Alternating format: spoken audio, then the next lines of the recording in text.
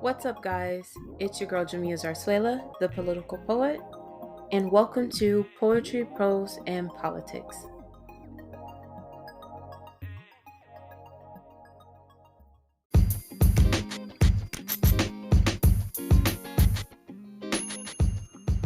This episode is sponsored by Coconut Casual, a Black-owned lifestyle brand focused on positively impacting our globe by promoting female empowerment. It's all love at Coconut Casual. And remember, if it's for us and by us, then support us.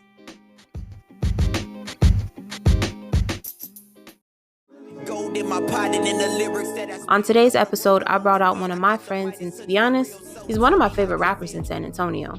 Known for his weekly Whatever Wednesdays, 7098 is not only a lyricist, but he's unapologetically himself and speaks his truth. Accompanying the fact that our conversations are effortless, I had to bring him onto the series. So without further ado, here's episode 5 of Anxiety Series, Cruising Down the Street.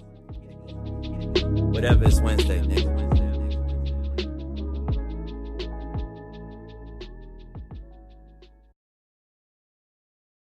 Well, I tell you. We're talking about shoes. We're talking about shoes. Big shoes. Call it what you want. Barbershop gossip? Right. And they're talking about stuff that ain't even their business. Bro, I do not like barbershop conversations. Sometimes they're funny, but sometimes it's like, okay, like, bro, like, I see why some of y'all are single. Ooh, that was a little tough. I'm just saying, they be in there saying some stuff. They just don't respect themselves or women. It's like, bro, like, how you expect to become something? You don't respect yourself.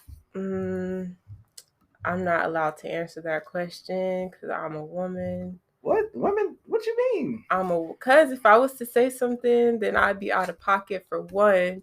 About then, what were you about to say? Because I like just said, why men like why well we all contribute to this trash ass like relationship culture that we have, right?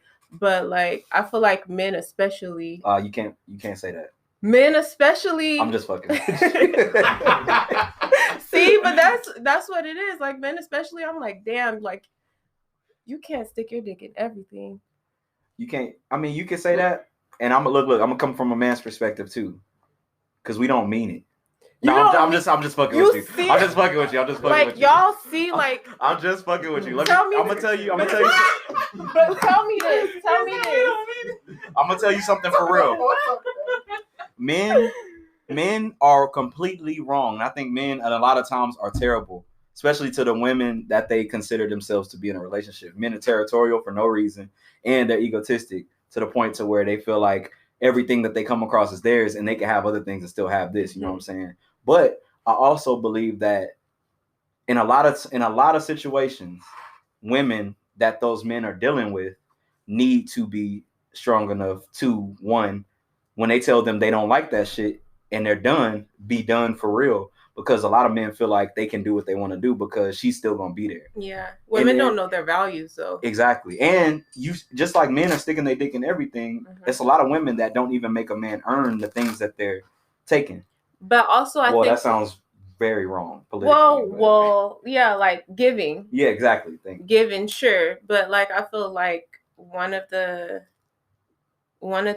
issues that I have with like the whole women like not relationships not working out is because men are still stuck on this whole toxic masculinity tip. I just wrote a paper about that. And it's kind of weird like that people even think that the alpha male, beta male exists. There shouldn't be alpha anything. We're human. It really, I feel like it's a matter of there's masculinity and feminine energy. There is dominance and more submissive, and some women are more dominant in a relationship, and you see that shit. Some women are more submissive and they don't mind. And so I think that it's society's fault almost. Like it's society's fault, but at the end of the day, society's still going on around me. But I was raised in a home to where I learned to value things that are real and to value my thoughts rather than somebody else's thought. I can't gauge society, just for example, everybody on the east side did this damn 10K thing. You know what I'm talking about, right? The loan. You don't know about the 10K loan? Mm-mm. Everybody popping off. Oh, yeah. You're talking about when they claimed that they Had a business, all of that shit. Like that went on around me. I could have did that. Like it's a lot of things that you can do. Like when I grew up, I didn't have no older male telling me how to be with women. I was that for them. Like those my little brothers. Like I told them what I learned, but I didn't have nobody telling me that. I didn't have my dad telling me shit like that. Yeah, I feel like it's something like a lot of niggas are raised just to treat women. Like it's just a number. They either seen their mom mistreated, or they seen her right, and those are dudes. Some of them, for the most part, know how to treat women. But it's weird that you see your mom mistreated, and you still decide to like do some really trash stuff. Like I be in a relationship and I be like thinking like, damn, like what if I want to do some fucked up shit, like damn, what if someone did this to my daughter or your sister or your I see mom. my mom go through it. You know what I'm saying? So it's like even with like the sleeping around thing, it's a lot of. I think there's also a lot of kids raising kids, so there's a lot of parents that just grow up still young and still going through their little phases where they just want to have fun and shit. And their kids see that, so they like shit. It's not even, it's second nature. You know what I'm saying? That's why as kids having kids so young, because they just doing what they seen. What do you think the hip hop culture has contributed to relationship culture for Black people specifically? Though? I think that they need to be more realistic in the things. Narrative. They make it seem like niggas have to be tough and have a whole bunch. Niggas have to be tough. But then again, but that type of music is coming from people from rappers that are pushed to the forefront. Like I feel like don't just say rappers. Well, singers too. Well, singers rockers. Rockstar. Yeah, but they're white, so they don't get that much of they don't really have that much of an influence on Black people. Because then when they get in a relationship, it's picture perfect. Yeah, you know what I'm saying. You know what I'm saying. But like I feel like with Black people, it's just like a lot of the niggas talking about like shit, like having hoes and shit. Them are the people that are really mainstream. And them niggas is married. Yeah. You know what I'm saying, or something like that. But it's just like. It's the like I feel like with the rap culture or just hip hop and all of that in general, especially right now. I know like art is supposed to reflect the times. Like even if you listen to like LL Cool J or Run DMC, when you listen to their music, it's like they're yelling at the mic. And I see that as the things that they were going through in life at that time. Like it's like they were the voices of the Black community. They were like a lot of things and they were so powerful with it. But I feel like in hip hop, what it's always been is the basic analogy of me walking outside with a cigarette, smoking in front of my like nieces and nephews. Like, hey, y'all don't pick up smoking. Like this shit is bad. Yeah. But I'm standing right in your face with a cigarette. Well, yeah. And that's what the hip hop. I feel like that's what the hip hop culture does because it's like they put it right in your face. I be sipping lean. I be doing this. I sell drugs. I do that. Then when they get interviewed about it, no, I'm not telling the youth to do that. Y'all stay in school, man. I'm just saying what I had to do to get where I'm at. Then I hear that. I'm like, nigga, well, why would I do the opposite when you got millions of dollars? Nigga, I don't got shit. So I'm going to do what you did. Like, you know what I'm saying? It's interesting because, like, a part of me battles this idea. And I didn't grow up with a dad. Last episode, I was actually talking about how, like, my dad, he was in jail for, like, 8 years.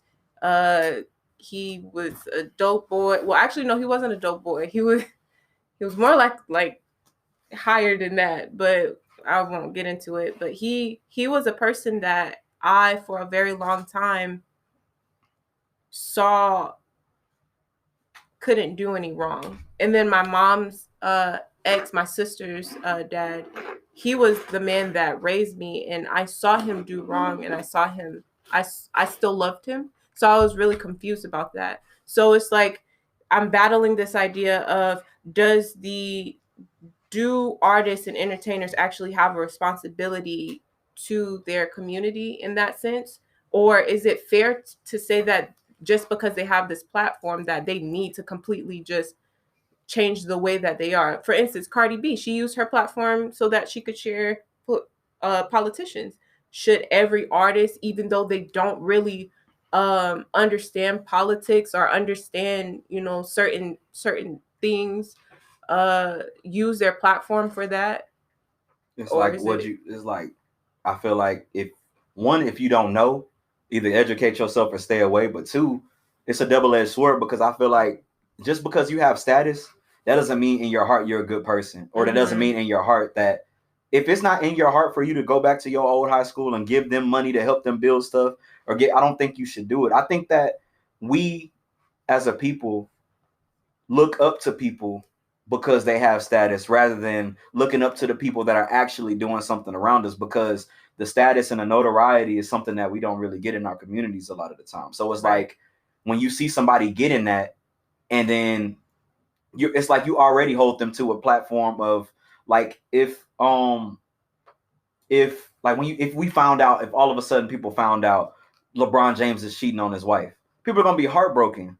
Mm-hmm. When at the end of the day, LeBron James never, you know what I'm saying? He never showed all he did was do things a way that we see as heroic, or that the black community sees as heroic. He never claimed himself as a hero. Right. So if he does something that you feel like is humanistic, like if he does something that people see done by the average person, it's gonna break their heart. But it's like, why did you give him that it's label? magnetized by us, and we create these idols. I think it's interesting though, because you brought that up, but I forget who said it, but somebody was just like told a basketball player, shut up and dribble. It was that lady that told LeBron that. And it was so it's crazy to see basketball players use their platform and say, I'm not going to answer any questions unless it has to do with the arrest of Breonna Taylor's killers or murderers. I feel that, even though you don't necessarily understand something, doesn't mean that you can't in some way try to educate your community. Bless you. And I also feel like it was really interesting because, you look at, Michael Jordan, who didn't talk about anything at all. And then he said that his shoe wasn't for us as Black people. It was for, the kids that could afford it, essentially. And so it's like he didn't want to mix that whole politics and basketball or social issues in basketball because he only knew basketball. And now that he's kind of stepped away from that and a little bit removed, now is when he's choosing to use his platform. So it's like, what is the responsibility of somebody that has a large platform? What is your responsibility as a rapper and an artist? Do you have one? But I guess you answered that, like, to an extent you do. You're asking me? Yeah. I personally, I grew up, I love music, always have. I didn't see myself as no rapper. I used to mess around with rap, but I never really saw myself as no big artist or something like that. So when I did actually pick this up, I don't look up to what's going on right now. I look up to people. Like, I never grew up idolizing rappers. I never thought rappers were, the only rapper I idolized was probably Bow Wow when I was 10. You know what I'm saying? But like, other than that, I didn't look up to Jay-Z's or like people with chains and money. I didn't care about that shit. Like, I looked up to my dad and my mom, you know what I'm saying? People, or my grandpa. So my stand when I come in to make music, first of all, I'm not finna make nothing that doesn't feel good to me, and I feel like won't feel good to others. But as far as the things I talk about, there's a lot I won't say, as far as like pushing that negative narrative like we talked about earlier. I never heard you rap that. Yeah, I'm not going to, because it's like, why would I do that? And that's not real. That's not me. You know what I'm saying? There's a lot of things, like I was told very early on, like I can't make music just talking about my life. I need to like stem out and do other things. But it's like, bro, like my favorite artist made music talking about his life the whole time. All of my favorite artists made music talking about their lives. Like, I feel like I'm not the only person living the type of life I live. Right. And my cult following will be people that are going through the same things I may be going through on a daily basis, but they don't make music. You know what I'm saying? They could be doing something else, trying to chase their dreams. So it's like, I'm here for change, and I do want to, once I get my pedestal or whatever you want to call it, I do want to help. You know what I'm saying? I want to help in any way, in a lot of ways that I see fit down here. That there's a lot of areas, there's a lot of creative children that think that since they're creative, the only thing they can do is rap, and they cling on to these rappers that are around their age making all this money. But it's like, I feel like it can go deeper than that. You know what I'm saying? If you're an artist, you don't just have to rap. You don't just have to do anything. You can express yourself in ways that you truly mean. You don't have to try to be somebody else. You know what I mean? And I was never taught that. Yeah. So I think that's why when a lot of people hear my stuff, I don't really sound like, vocally, you could say I sound like people, like what my voice sounds like. But as far as like when you listen to my music, I don't really think you could fit me in with nobody else's because I don't really. I look up to what people have done in their music, but I don't try to mimic it. Yeah, I don't even hear anything, and I'm be like, bro, I'm gonna try to do that. I don't do that. Yeah, it's just something that I agree. Yeah, I agree. You do definitely have your own sound, and yeah, like I was saying, I'm battling this idea of like, does it start at the home? But what if, like for me, I had my mom, but what if in my home I don't have anyone? So then it is just this rapper, it is just this singer that I can look up to because they're my favorite artist, or it is just whatever it is that I'm interested in or that child is interested in. That's a very, very good point. So I feel like, and now that I'm married and now that I have a kid and now that I'm like a person that is trying to live a particular life, especially now that I have someone that a whole black person, that black boy that I have to protect in this world, right? Mm-hmm. Now that I have that, I have to be a better me and give him something. I have to think about making sure that he is set financially when he's, wanting to go off into college. I have to make sure that he has an understanding about certain things, relationships and stuff like that. He's not trying to pull from this unrealistic idea and false narrative from be it porn or rap music or their homies or their that could be the worst thing ever. Oh my gosh. That was one of my worst things. I found out about porn in 7th grade. Or no, I'm lying. I found out about porn in 3rd grade. What? One of my homies. Whoa, wait a minute. I swear to God. He was telling me about some weird website. I didn't even really get on the internet at this point. But they told me about that. I'm go home. I'm like, whoa, what the fuck is this? Like, you know what I'm saying? But it's just because they don't know. Like, bro, I had a homie bringing like porn magazines to school. We just laughing at it. But it's like, I'm still seeing this. You know what I'm saying? Like, and I feel like as a black boy growing up, there's a lot of things that we should be told or taught at home before we get from people we actually respect, through people that are just like, when you have friends, some friends you do stay friends with your whole life, but these aren't people you want to be learning life lessons from. Your same age that probably ain't even really been through nothing. They just hearing it from somebody else. You know what I'm saying? So I think some of these things, even though it may be uncomfortable as a parent, or even though I'm not a parent, so it's like I can't say, but being that I have parents, I feel like I can say the fact that there's some things I would rather hear from them first. And then really tell me. Yeah, it's like almost damn near everything. Definitely. You know what I'm saying? Because it's like the people I hear from, they don't always have my best interest in heart, even if they're my best friend at the time. My parents, I feel like, are the people that have my best interest at heart at all times. And I actually touched on this with one of my friends, Lex, who I was talking to, and I was saying, like, I really wish that people wouldn't say, black people specifically wouldn't tell their sons or their daughters, don't be a cop. Because I feel like the only way that we as black people can fix our system is if we are a part of it, in a sense, to shape it. If we're investing in our community, one way you invest in your community is, if you don't like the fact that cops do X, Y, and Z, is then tell your child, no, don't be a cop.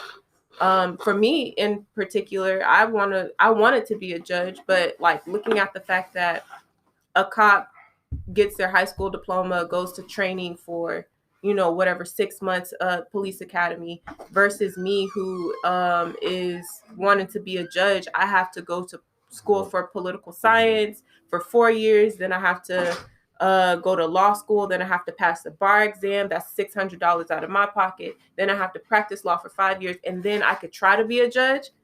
Like, that's crazy. But I don't feel like it's fair for somebody that is detached from our circumstance to sit up on a pedestal and look down at me and judge my children, my neighborhood, when they never understood what it was like to be hungry. And that's why they went to go steal from Target. Or they never understood what it was like to get somebody shot just because they were black and the cop just pulled the trigger too fast. And that's why they're burning down the precinct. Like, me personally, there's that part of me that's just like, I have to be a part of this in order for my community to change. I agree with that. And I feel like our friends is not going to be the ones to actually say, hey, yeah, you should most definitely be a cop. They're not going to push that because, oh, you want to be a pig? oh, you want to be 12 now? But it's just like, well, how else am I gonna, like, I understand our lingo, I understand our your body language, but a cop that's not from here, that's not from this neighborhood, that doesn't understand how Black people move, essentially, they're not gonna get the reason why that this motion or my hands being thrown up in the air isn't really a threat.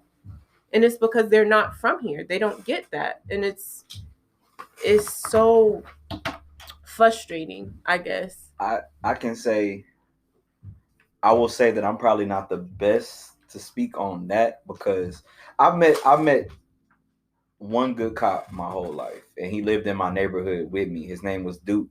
He did all the funerals for everybody, because I grew up in a neighborhood with a lot of older people. Mm-hmm. He did all the funerals. He did all my family's funerals. Like, he would be the one leading it and all of that stuff.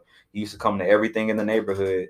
My Uncle Harv, he's a good cop too. They're just good people, aside mm-hmm. from being a cop. And I don't think that bad people are cops. I don't think that all cops are bad people. Rather, let me say that. I don't think all cops are bad people.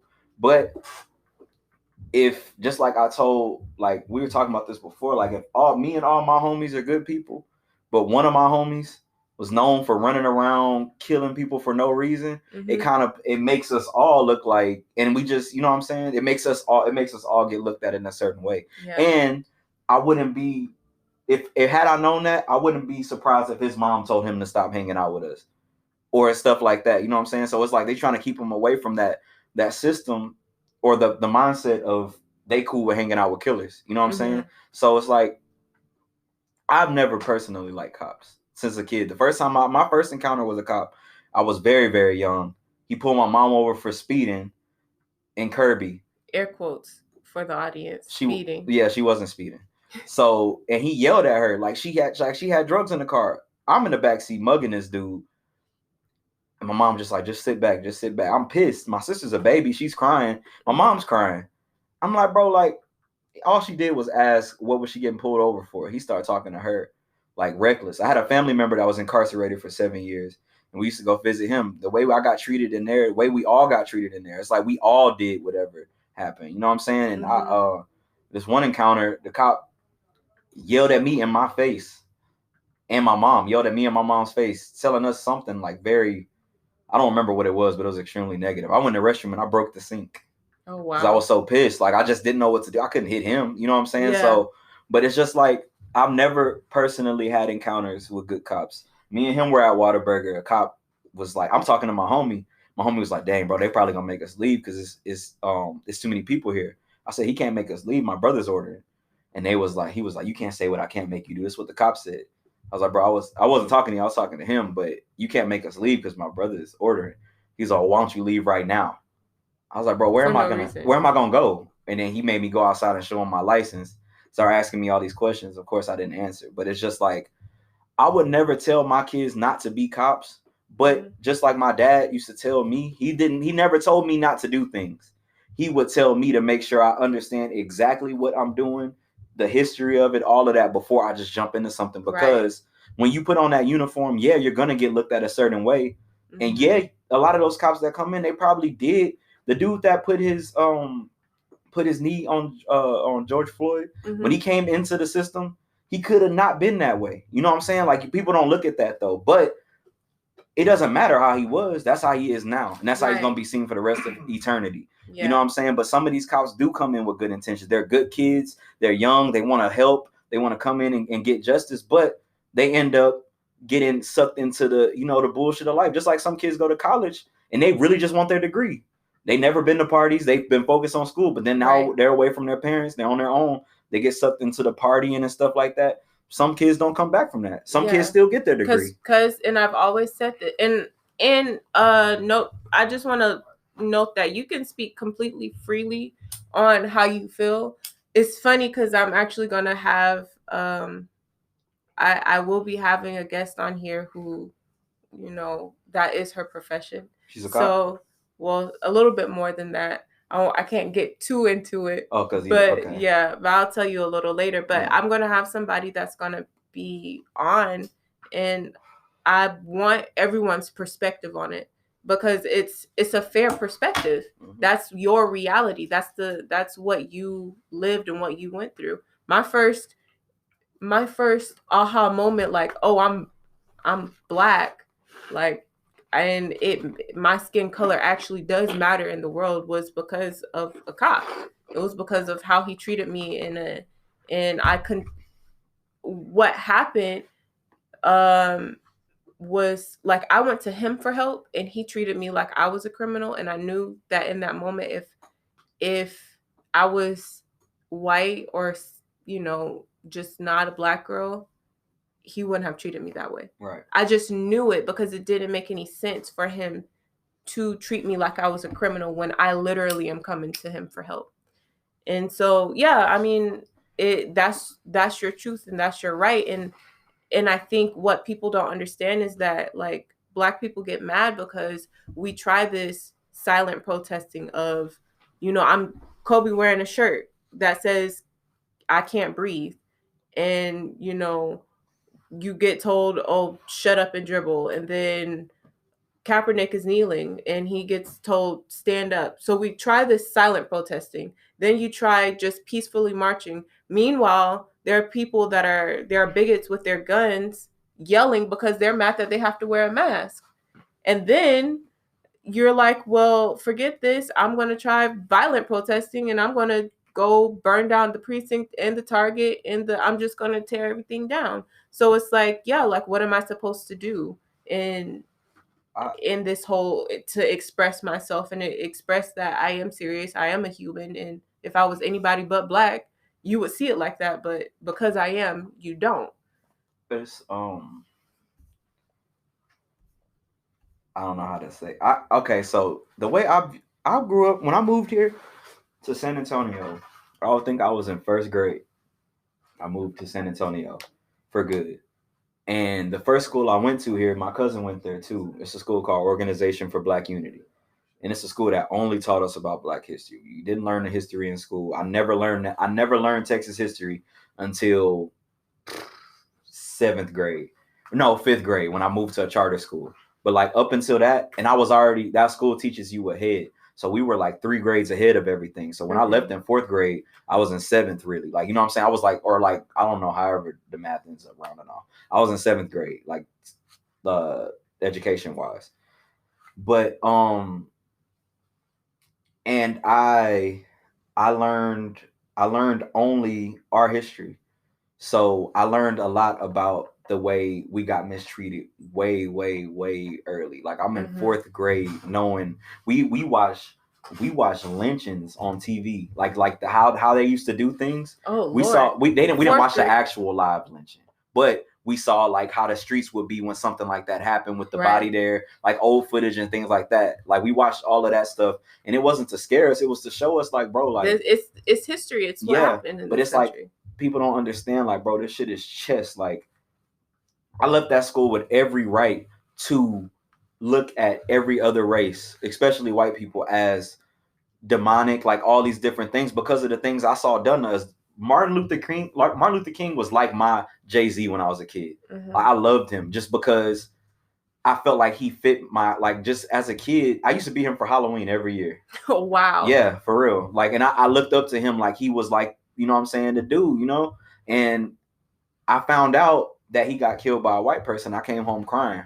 My mom asked me what's wrong. I was pissed. I was like, they killed Martin Luther King.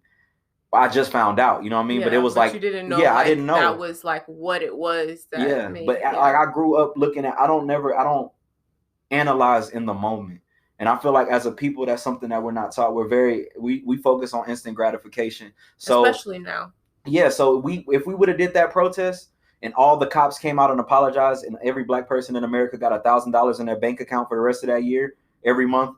We won't. There's good. No more protests and there's no more nothing. There are gonna be some people that's like, bro, that's bullshit. But for the most part, for the most part, everybody gonna be like, oh shit. Well, I mean, shit, it's cool. You know what I'm saying? And then they just laid off of us for a year. It'd be good. But and it's like crazy because that's all. Like in that moment, I think that's what we wanted was just for an apology for 3 seconds. But I forget. I saw this on Black Twitter, but it was a lady at the end. She said, "America better be happy that black people are asking for equality and they're not looking for revenge." Yeah, something like that. It's not, but it's like, and it's not even that we're not even that way. No. We just like in a sense, me and my aunt, she's an educator. She teaches middle school, and she says her idea of reparation would start in education, because you literally made it illegal for us to read. Yeah. So, bro, if you're really sorry for what you did, admit what you did and talk to me about it. You know what I'm saying? Like,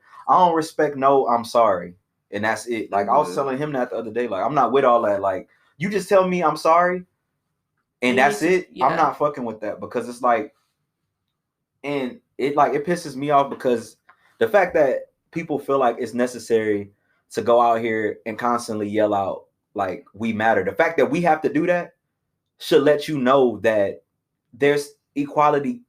Equality is not gonna come from us yelling at them. They know we matter. Anything that really moves money, like move these businesses that earn a lot of money, we're their people that's giving them the money. We matter.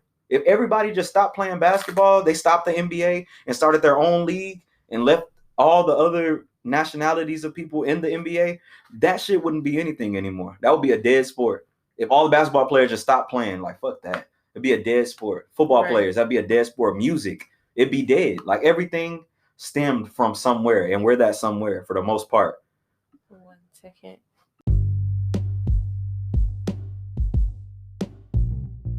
But yeah, to continue on that, you said that essentially, I think Mick Jenkins has a song, 1800. It was, I think is what it's called, 1800. But he was like, if we like completely took away every single invention that Black people made, if we just completely stopped working, all of us stopped working, didn't move, then America would really see the shift and see the damage that would happen if we were gone. Man, and yet they color built this shit, all of it, for free. Yeah, for free, and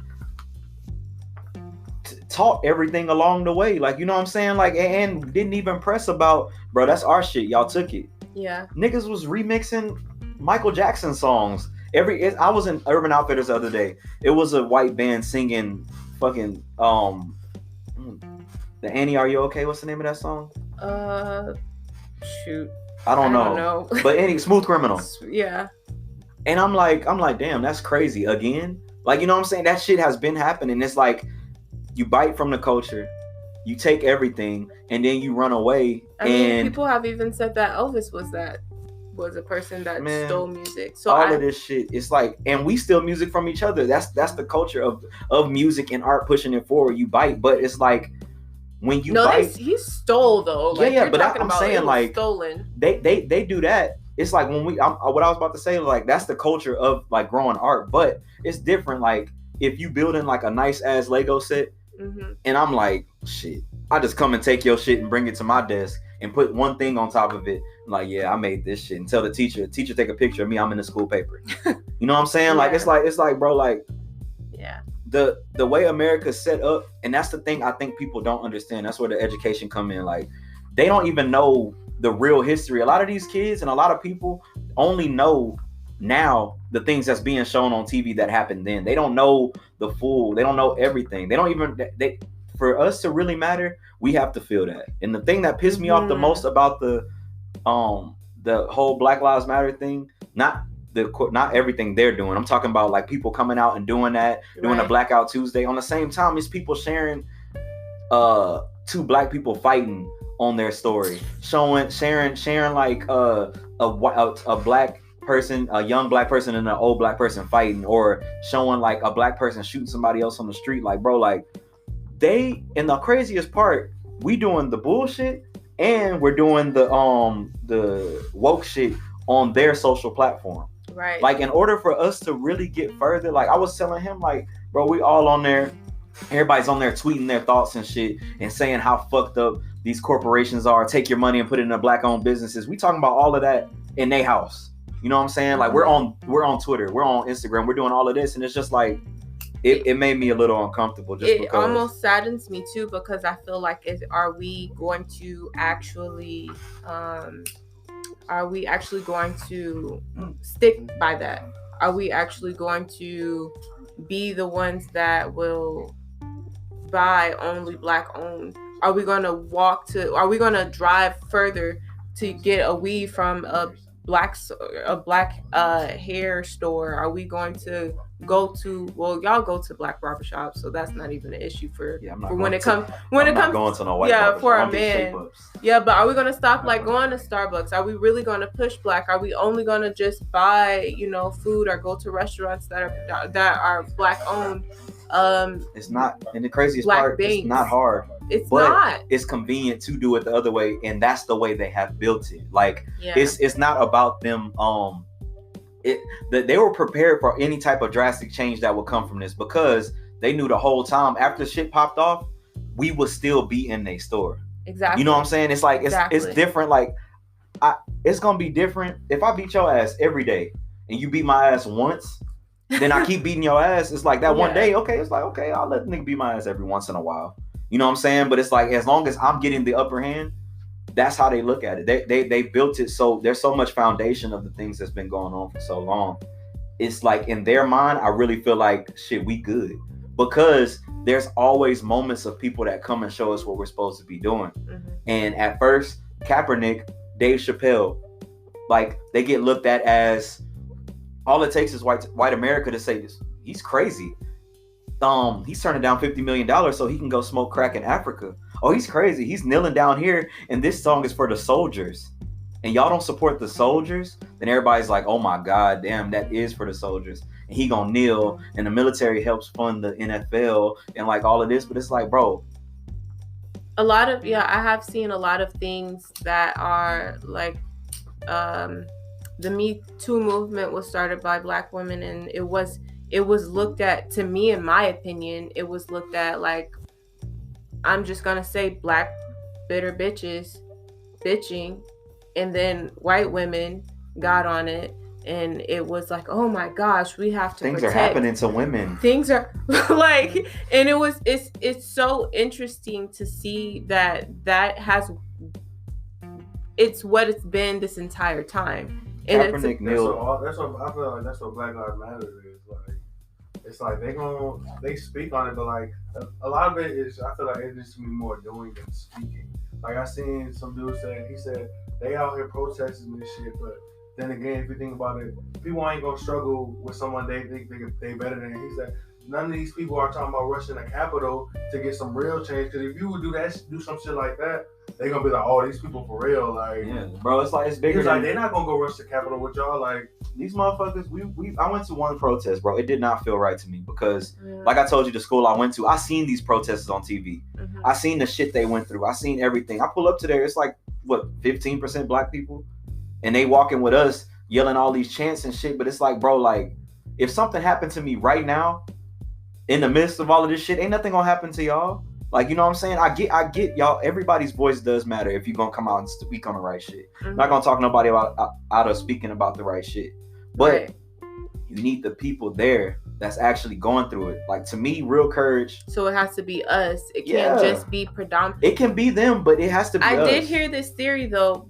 I feel like racism is not a black problem. We didn't create this. We didn't. So I don't feel like, a part of me feels like it's not our responsibility to continuously tell a bigot that I matter. Tell a bigot that I'm not going to still. They need to hear it from people that's tired of it. Yeah. They need to hear it. They need to hear from the cops that stop calling me about a black man walking in your neighborhood because he lives here. That's your neighbor. Yeah. I'm not going to come to get his ID, and his ID says he lives right across from you. That's your own fault for not knowing that. That's facts. So I feel like it has to be from them as well. I want them there. But we also need to want it for ourselves. Like, I feel like for real courage in this shit is you doing what you have to do, knowing what you have to lose. And when you do that, that's when they start to notice you matter. Like, there might have been a lot of people that didn't know who the fuck Colin Kaepernick was. You know what I'm saying? When he took that stand, he was all over the internet. Mm-hmm. And there was a lot of football players that didn't kneel, black football players, because they like, shit, I'm not about to. I got a family at home. He got a family too. Yeah. Everybody has a family, but he's not thinking about himself. He's thinking about the people that's scared to kneel. He kneeling for you. Right. Dave Chappelle walked away from that so these young black comedians could see. Now look at like Kevin Hart and all these people. They're doing what the fuck they want to do. Dave Chappelle took that L and left to show them, like, bro, you don't have to get a no dress. You don't have to Tyler Perry yourself. You don't have to Martin Lawrence yourself. Not to say anything bad about them people, but it's like when white America comes in and they don't want you to look like a masculine black male no more, and they want you, let me finish. No, I agree with you. I feel like you about to really say. But but it's like, okay, we take him out the household like this, or we take him out the household and put him in jail. Okay, Dave Chappelle goes to Africa. He's smoking crack now. Is he smoking crack for real? I don't know. Just say that. They're going to believe it. He ain't here no more to say nothing. Fuck it. So he's smoking crack now. Don't be like Dave Chappelle, but then Dave Chappelle comes back and tells his story, and everybody's like, oh, he's a black hero. He wasn't a crackhead. He just wasn't about to take a check. Come on, man. And they reading that shit off of magazines. So in that case, then what is your anxiety as a black man in the industry trying to, like, what do you feel like? Do you feel like you're going to be silenced even though they tell us that we have the First Amendment? Do you feel like what do you fear in that? I don't, to be honest with you, and it's not no like masculine shit. I'm not really scared of any of that because I feel like if I'm doing what's right and I'm doing what feels right to me, like my parents didn't want me to go to that protest. There's a lot of things I say in my music my parents don't want me to say because they're scared of what can happen to me. I understand their point of it, but at the same time, I wouldn't be me if I didn't say what I felt and I didn't do what I felt is right. Right. Like, I can't sit back and let shit go on and not say nothing. I can't. The anxieties that I have the most with this music is knowing that as an artist, you don't get taken away by the same people that are getting taken away by these people that we go out and protest and fight for and speak about. We get taken out by people down the block that like where you were going, and maybe you didn't do the feature with them. Maybe you flexing a little too hard. Maybe you don't fuck with us no more. That's when I'm from the east side of San Antonio. When I ride around on the east side of San Antonio, people look at me like I need a pass on my car to show that I'm from over there, or like I'm a threat or something like that. But it's like, this is something that's been put in our minds from the beginning of time. Like my anxieties don't really come from what can happen from America doing shit to me. I'm not scared of America. It's what your own brother would do. Yeah, it's like i.e. Nipsey Hussle, may he rest in power, because that was for that man to have his toxic masculinity, his fragile ego, to want to kill somebody that was uplifting. Shit he really did. He was a snitch. Nip was uplifting a whole community, and you took somebody that was really doing something. He was supposed to meet with LAPD before he got killed. Yeah. And then you're talking about Pop Smoke, who they found out where he lived because he accidentally posted it. I think Mans was 20 when he passed away. And it's like, but for why? I understand gang culture. I understand. Fuck that. You a man. You a human. You a man at the end of the day. I understand that but this is my thing. I understand that when it comes to gang culture, if you're gonna say that you about that life, and there are people that are actually about that life, then you can't. Like for instance with 6ix9ine, you can't then turn away and say that you're not really about it when something happens. It's either I don't think that Pop should have at all died the way that he did. I feel like that was disgusting to see a young black man kill another young black man that was just trying to make it. That to me is disgusting. However, we have to remove ourselves from this thing that we created, and it's ugly. And this is the thing. I feel like from my understanding, Bloods and Crips was created to protect the black community, and then it spiraled into something that wasn't our fault though.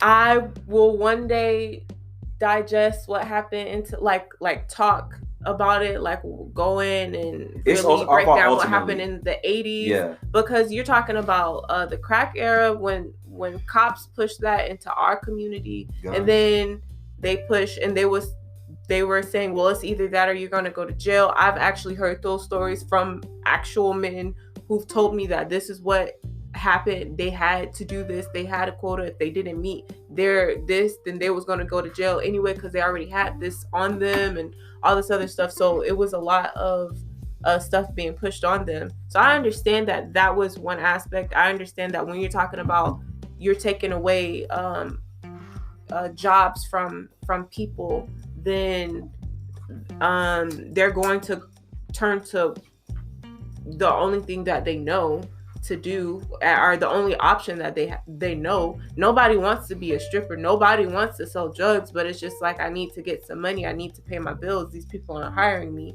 And then two, when somebody is they treated the crack I'm gonna call it an epidemic. They treated that like we weren't people that were addicted and needed help. But now that middle America is going through, they're having an issue with, what is it? Not cocaine, it's meth or something. They're middle America, they're having their little issues with that. Well, I don't want to say it's a little issue. It's not. It's a very huge issue. I know what you're talking about. But like, now that they're like, oh, we're gonna allow them to, like, cops aren't gonna, put you in jail. Just tell us what it was that you took, and we're gonna ensure that you don't overdose, type of thing. Well, where were you when crack was popping off in my street? You was putting me in jail. You was treating people that was self-medicating because they were having a hard time and they had to feed their kids and they couldn't. And there's so many other things that happen to the breakdown of Black, family, and the mother and the father and our structure that led to, our demise in the 90s and stuff like that. But one day I'll talk about it, but it's so much. It's right in so many different ways. It's right in people's face, though. It's like, bro, like, at some point, it's not even about being woke. It's about opening your fucking eyes. To me, social media used to be my escape almost for a little while. And I feel like I want to escape from it because I've been seeing so much negative stuff. How do you feel about, like, because for instance, when George Floyd passed away, when he was murdered, then you see it's like they reopened the wound of showing, Tamir Rice or whatever countless other name that has a hashtag in front of it. And so it's like, I completely, for like, I think it was like a month or two, I just stopped like going. I posted my kid because people asked me, because they wanted to see, because my grandma doesn't get to. So I was like, I posted my kid. I posted, that I was proud of my husband because he just got done with basic and shit like that. But I was not looking at nobody's feed. I was not liking anything. And it was because I didn't want to see anything. I was hurt. I think social media is that a lot of people that I know personally, and I know a lot of other people know personally. I'm saying a lot of other people know people personally. Mm-hmm. It's like, you meet this person, you talk to them, like, okay, square. You know what I'm saying? They not really nobody I hang out with. But you go on social media is the best place for you to pretend to be whatever you want to be. Mm-hmm. I think it's goofy because it's like, I never grew up. My mom told me at a very early age, my life isn't for me to impress anybody. Mm-hmm. As long as I'm making her happy and myself happy, then nothing else should matter. Yeah. I don't go around doing shit for other people. So the fact that people do, and the fact that people need so much approval, the fact that we need so much approval is dumb to me. Like, I just like my 5th Twitter. I wouldn't even have a Twitter if it wasn't for Marissa. She made my Twitter to show me a tweet. My Twitter actually, and it was really funny because I feel like that's what happened with me. I think I wanted to, like, I was in this group with Marissa. Mm-hmm. And so we were doing this whole magazine thing. I remember that.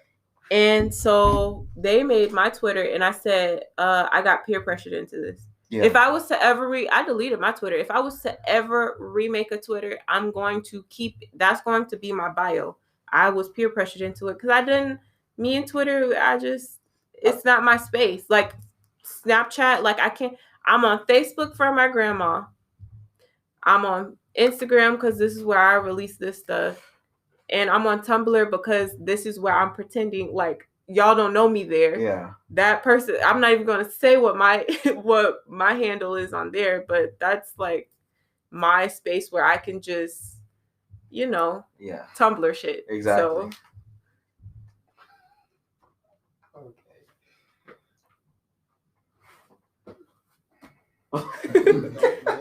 With that being said, I just like I deleted my Twitter 4 times. Oh God! And this is probably my 5th one. I probably might have had more of those, but every time I get back on Twitter, it's the same shit every time. That's when I realized, like, at a very early age, I was like, bro, these people are really lame. Like, I'm not saying getting on social media is lame. It's fun for a lot of people, but it's a lot of lame shit. People, like, if somebody will post a picture of their mom, happy birthday, mom, somebody will find some shit in the comments and just, like, it'll be somebody, this picture's getting a lot of retweets. Okay, let me bring this person down. Why your mama look like that? Then somebody add on to that. Yeah, bro, nah, look at her eye. Like, look at this. Like, but it's like, damn, nigga, I can't show y'all my mom. Like, bro, like. I find it interesting that, like, social media is really a place where, like you said, people think that it's real life. I'm going to show you the best parts of me on social media. I'm not going to show you when I look. But me, if you follow me on social media, you know you gonna see me in my freaking bonnet. Yeah. You gonna see me looking crusty. You're gonna see me without. I already don't wear makeup except for this lipstick. I ain't got nothing else on my face. But you gonna see me with nothing. I'm really like, that's it. And I think that I had social media because I was displaying other people's stuff or projects that I was doing, and not so much so this is what's going on in my personal life. I'd be a damn fool to show everybody the bad shit of my life. Like, I'm finna post a bad song on my Instagram. Like, yeah, this was some shit I fucked up on, but I just want y'all to hear this one just because y'all my fans. I would think it's funny. And you know, I mean, it's funny, but it's I still would be like, that person that'd be like, I appreciate this. It's like a double-edged sword because you'd be like, damn, that's pretty tight. But for the most part, you see Ibaka's outfit? He killed that before the game that he's wearing. Okay. But anyways, yeah, I don't know. I think it's very strange.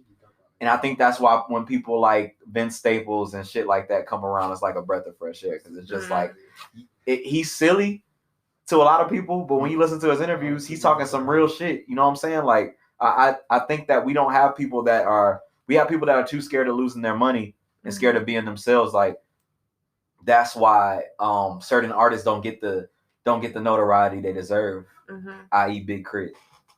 You know what I'm saying? Because he's not finna do what the industry's asking him to do because he's not a bitch. And I feel like that's what bitches do. Like, I feel like bitches make the industry, the people that have been stealing from our community the whole time, make them make the kind of music you want to make. That's why I think 6ix9ine is a bitch.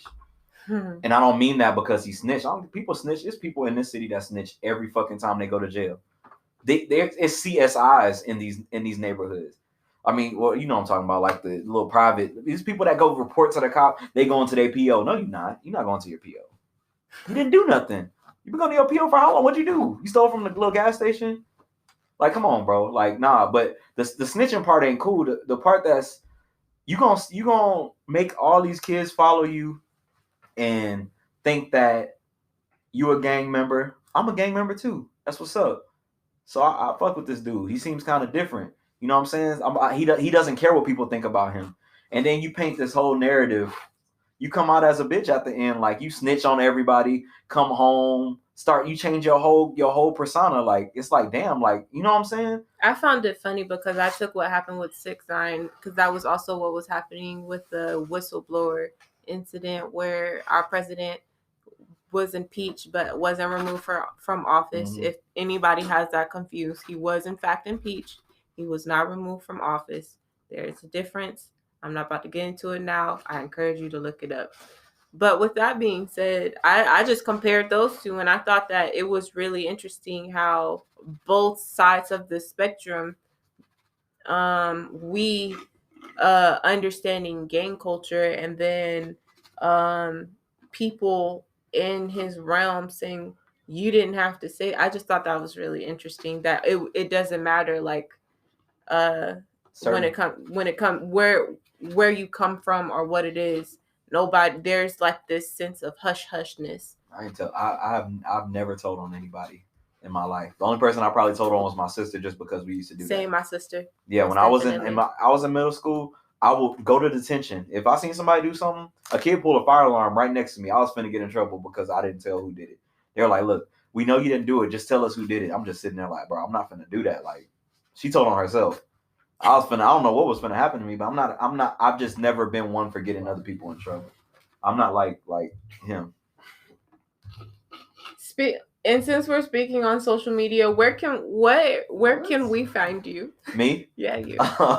On my handle is the same on everything. It's at official7098 with an underscore. And what are you working on? What is it that you're doing because right now I'm working on my first EP is done. We're mixing it right now. It's titled Break from the City. It should be coming out like in the end of August, September.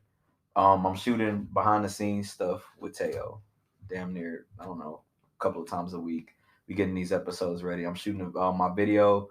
I just dropped the video to my single Juice, shot by Davey. And we are about to shoot the video for the next single off the EP. And then I'm actually working on my second EP right now. So that EP's done, but I'm recording my second one now. And as an artist, what is it that you really want I feel like you've already answered this, but what is it that you really want your followers, your listeners to know about you, that you express in your music often? Be yourself. I think that's the biggest thing with anything. I don't think I would even, I have a lyric in my song that I say, like, if I won being anything but myself, I wouldn't even be winning. Like, I don't feel like that's winning. Like, I feel like winning is staying grounded, staying with the people that you started with, and putting on for the people that are like you. You know what I'm saying? I don't think winning is changing up your image, making a fake persona, and leaving the city that raised you to go blow up somewhere else where people don't even know you. You know what I'm saying? That's my personal opinion. But you know, people see it other ways. But I think that people should just take from me to be yourself.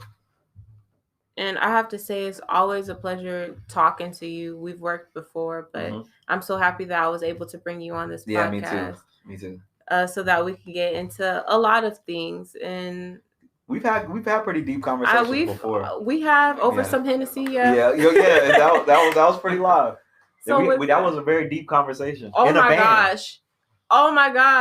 I wasn't even talking about that one. That time I was talking about the pool party. Oh, at the pool party. Yeah, we did have a. Yeah. But yeah, we did have a great conversation at it when we was in Austin. In Austin, yeah. Yeah. But yeah, the pool party. I don't really remember that night because I was a little inebriated. Ciao. Yeah.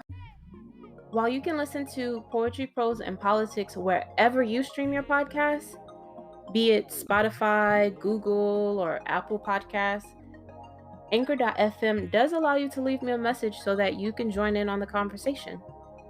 You can also support this podcast with small monthly donations to help sustain future episodes. You can donate as little as 99 cents a month. Just visit anchor.fm/The Political Poet. That's anchor.fm/THAPOLITICALPOET. Wow, that's a mouthful. And then click support. Lastly, don't forget to follow me. And you can find me on almost all social media platforms at Jamia Zarzuela.